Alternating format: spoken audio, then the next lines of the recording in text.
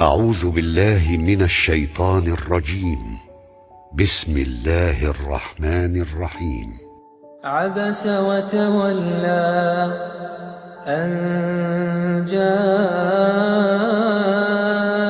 الأعمى وما يدريك لعله يزكى أو يذكر فتنفعه الذكرى أما من استغنى فأنت له تصدى وما عليك ألا يزكى وأما من جاءك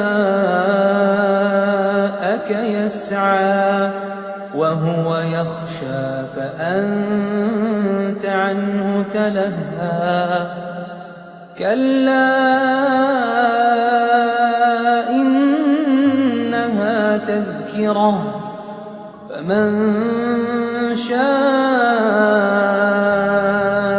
ذكره في صحف مكرمة مرفوعة مطهرة। ये अभी हासिल कर लिया, लेकिन ये सब अल्लाह के सामने इन चीज़ों का कीमत नहीं है। अल्लाह के सामने जो कीमत है वो ईमान का है, इखलास का है, खुलूस का है, किसका कितना नियत अच्छा है, क्या है, ये सब है। तो वो अंधा तो एक मिसाल है, लेकिन इसमें कोई भी हो सकता है, गरीब भी हो सकता है, कोई ज़रूरी नहीं तो अंधा हो, कोई गरीब भी हो सकता है। तो असल चीज़ जो है कि ईमान मजबूत हो तो अल्लाह के पास उन चीज़ों का कीमत है।